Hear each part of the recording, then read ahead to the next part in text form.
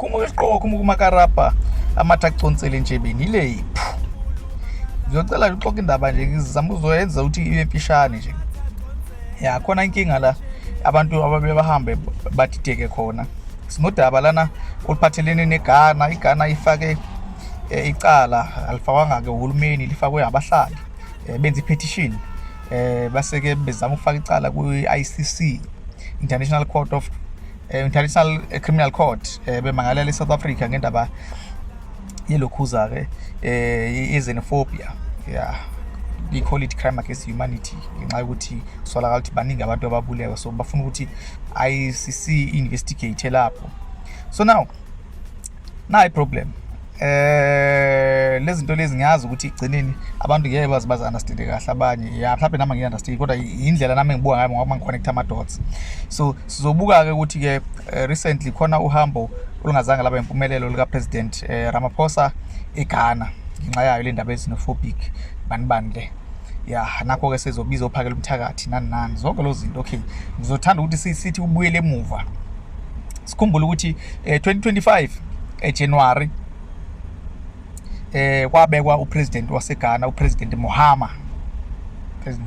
He was coming in for the second time ngoba wakangena ngo2012 engene ezobamba okay wangena ke njengopresident yangaqhamuka invitation kaPresident Ramaphosa la South Africa yazi ukuthi bazoqhamuka futhi abazothi hayi wayebhizi Ramaphosa no there was no invitation kwase umuntu wamenywa laphana kwakupresident Zuma wamenywa and then wayemenywe alongside abantu abafana no president wase Burkina Faso Ibrahim Traoré lawa uTraoré afika khona ePetty Spam kwakhona abaningi abakhalayo ukuthi hawu uya kanjani ePetty Spam yonke lonto lo that is where kwaqhamuka khona meeting between President Zuma no Traoré la kwagcina khona sekuvakashelwana ngokuphela konyaka lodlule ka2025 so now sizozama ukubuka lento ke sibuke ngohlangothi lokuthi ke uPresident Mahama ungene umuntu ozolungisa izwe laseGhana ngenxa kaPresident Nana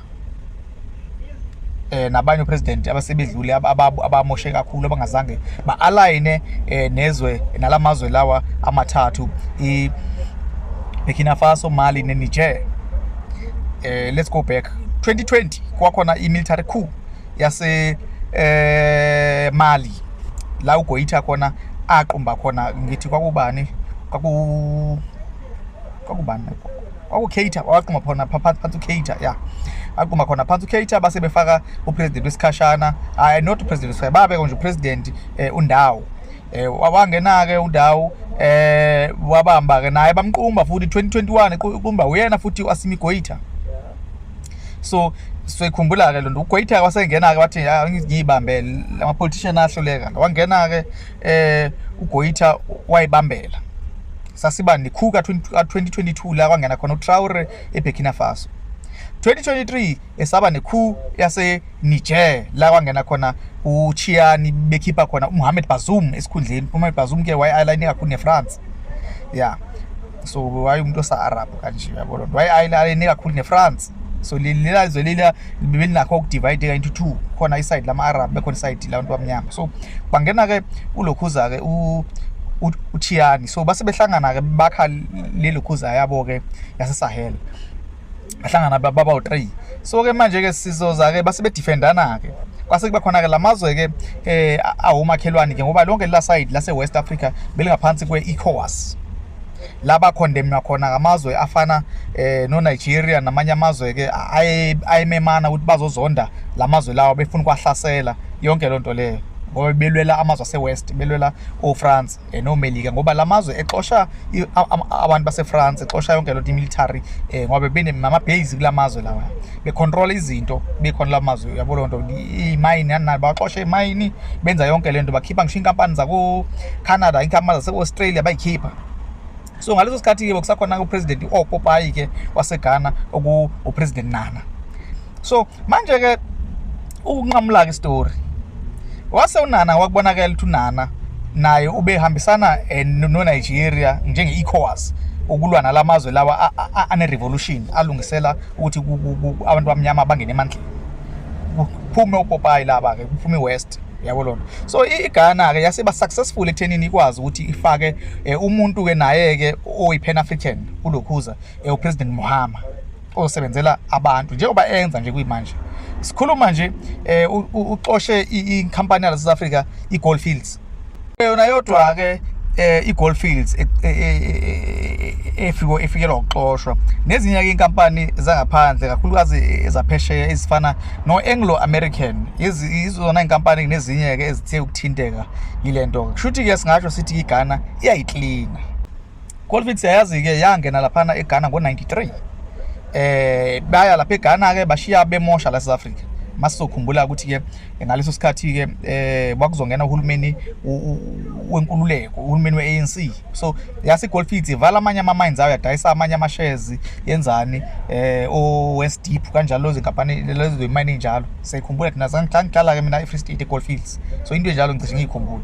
So yahamba ke yaya le elokhuzeni eGhana. iGold Fields ke bangena lapha kana i-rich kakhulu ke ngegolide. So badila nendaba egolide ke lapho ke into ebeyenzeka lapha bene contract ka 30 years. So lapho ke bebe nikeza ugovernment only 10% for the past 30 years. So i-contract ayizange ivuselelwe.